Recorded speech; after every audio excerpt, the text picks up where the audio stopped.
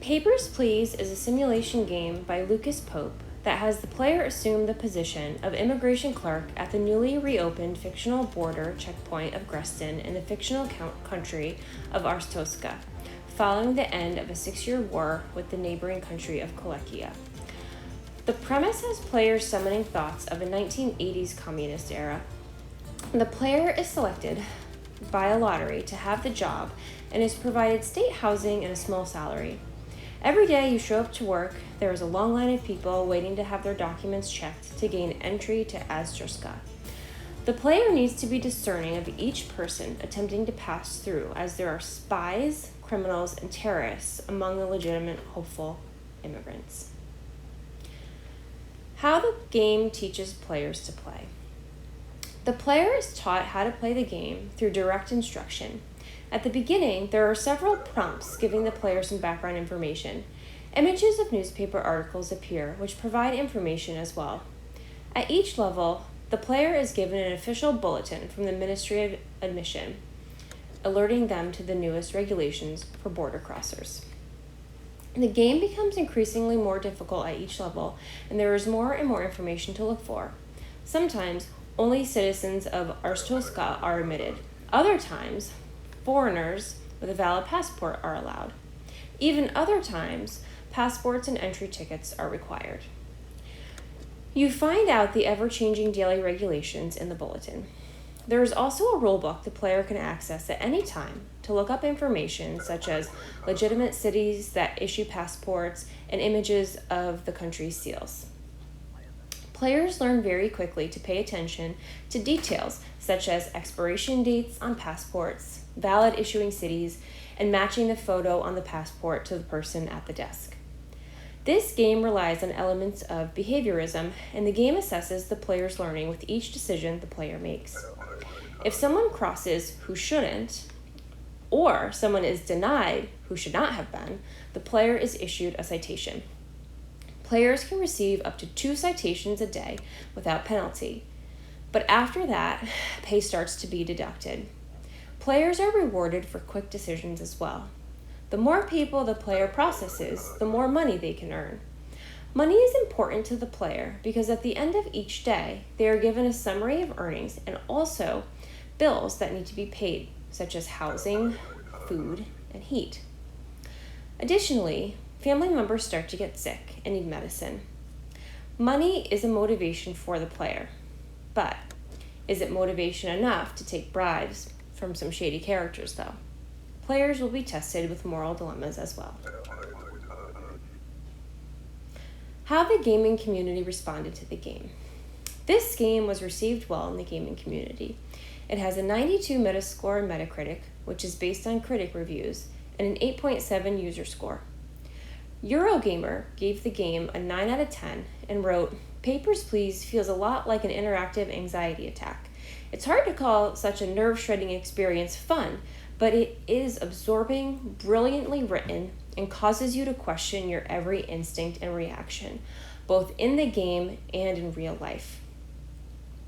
PC Gamer calls Papers, Please a $10 ticket to emotional manipulation, left brain stimulation, and elegantly paced virtual paperwork wrapped in clever storytelling.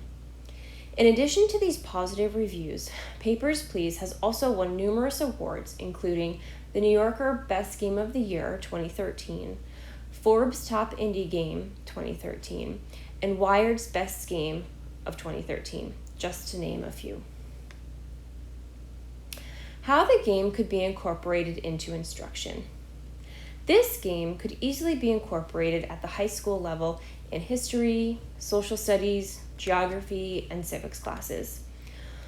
While the world is fictional, the game draws heavily from the 1980s Eastern European communist era. I could see this game being used in early lessons to introduce concepts of immigration, geographical boundaries, and citizenship. There is some light foul language such as "go to hell," and the game does have the option for nudity, while pixelated would still need to be turned off in the school setting. There are characters who try to bribe with tickets to a gentleman's club, so mid to upper high school students would be the audience for this. This game offers opportunities for rich discussion about why people try to migrate from one place to another, the requirements to do so, and the characteristics of governments that control those requirements. What the game can tell us about society, culture, and ourselves. There are moments in the game where the player is faced with moral dilemmas. Should they try to pass through as many people as possible to earn more money? Should they accept bribes to allow people to cross the border? Should they admit a couple when only one has the required documents? This game takes place in the 1980s and was released in 2013, but it is hyper-relevant at this moment in time where, in the last month, Russia invaded Ukraine and thousands of Ukrainians are displaced from their homeland, trying to find a safe place to live. What countries are letting these refugees in? Are they letting all refugees in? Or are there tiers of admittance based on race, occupation, or other factors? Unfortunately, this game is very timely right now, but perhaps this is a great time to play it, to try to situate some empathy. Why the designers might have designed the game in this particular way. I believe the aesthetic the designers were going for is due to the ominous time in history.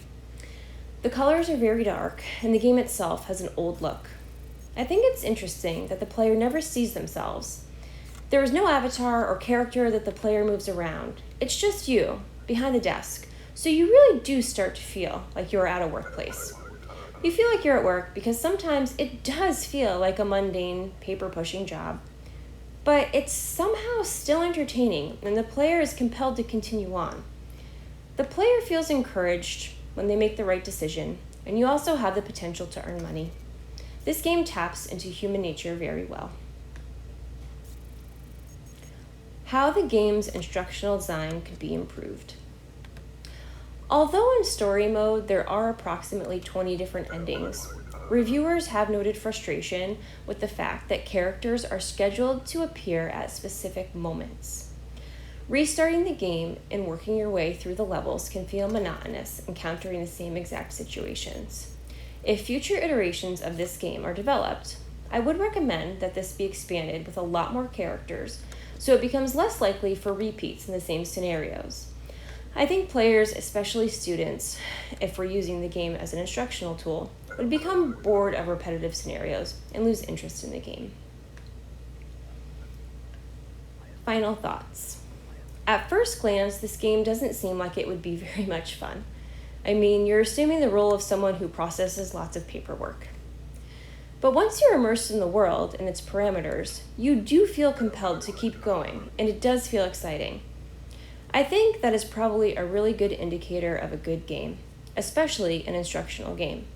Taking something seemingly boring and making it somehow fun and thought-provoking.